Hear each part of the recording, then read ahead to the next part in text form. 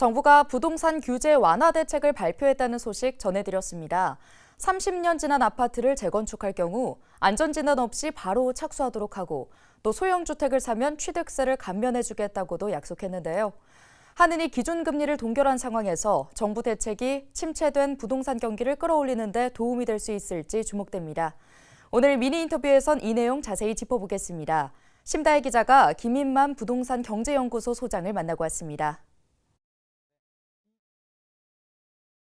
빨리 공급을 늘려야겠다는 게 정부 취지입니다. 그러면 재건축 같은 경우는 안전진단에서 막혀서 사업 진행이 안 되는 경우들이 굉장히 많았거든요. 그래서 안전진단을 아예 없애버리는 건 아니고요. 사업 시행 계획할 때까지만 받으면 된다. 약간 유예를 시켜주는 거죠. 일단 급하니까 먼저 하고 나중에 안전진단 받으면 된다라고 굉장히 좀 유화적인 메신저를 줬고요. 조합 설립이 시간이 오래 걸리다 보니까 구역 지정하고 동시에 진행할 수 있도록 해서 3년 정도 시간을 단축하겠다라는 게 정부의 주된 내용입니다.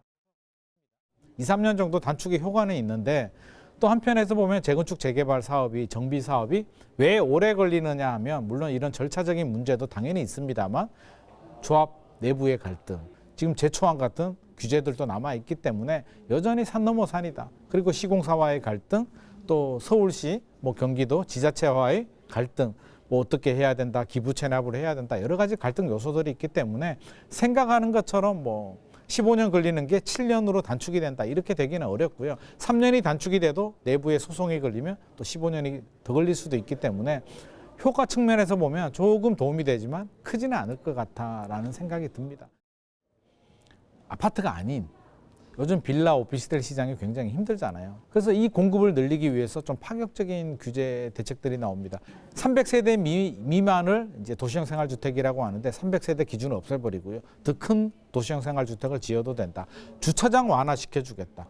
방수도 마음대로 늘려도 된다. 이런 파격적인 규제들이 나와서 1인, 2인 가구를 위한 공급을 늘리는 데 또 초점을 맞췄고요. 추가로 이제 세금.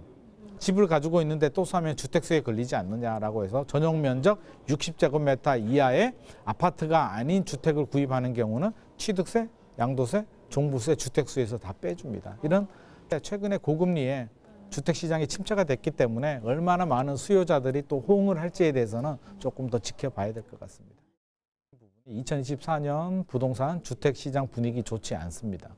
좋아지려면 일단 금리가 좀 내려가야 되는 부분이 있고요. 2015년에서 2021년 7년 정도 집값이 2배 정도 오르면서 상당한 피로감, 버블이 좀 누적되어 있는 상황이기 때문에 현재도 이 버블이 완전히 제거되지는 않았거든요. 시간이 좀 더 필요합니다. 그러면 2024년 시장은 그렇게 좀 긍정적으로, 낙관적으로 보기는 좀 어렵습니다.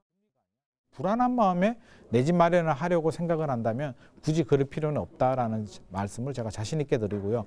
하지만 넋 놓고 있지 마시고 이럴 때일수록 종잣돈을 모으고 준비를 해야 되고요. 좋은 기회들이 나옵니다. 공공분양 브랜드죠. 뉴홈. 뉴홈 같은 경우는 입지가 굉장히 좋고요. 분양가 자체도 주변 시세의 한 80에서 70% 수준으로 나오기 때문에 서울, 경기도, 인천에 좋은 물량들이 많이 나옵니다. 그러면 자격 요건을 보시고 특별 공급과 일반 공급이 나오는데 두 개 다 청약해도 되거든요. 둘 다 당첨이 되면 특별 공급이 우선이니까 정부가 세금을 투입을 해서 저렴한 주택을 공급하는 주택들 또는 분양가 상한제가 적용이 돼서 주변 새 아파트보다 한 20, 30% 저렴한 분양 물량에 대해서는 주저하지 마시고 좀 공격적으로 청약하셔도 좋을 것 같습니다.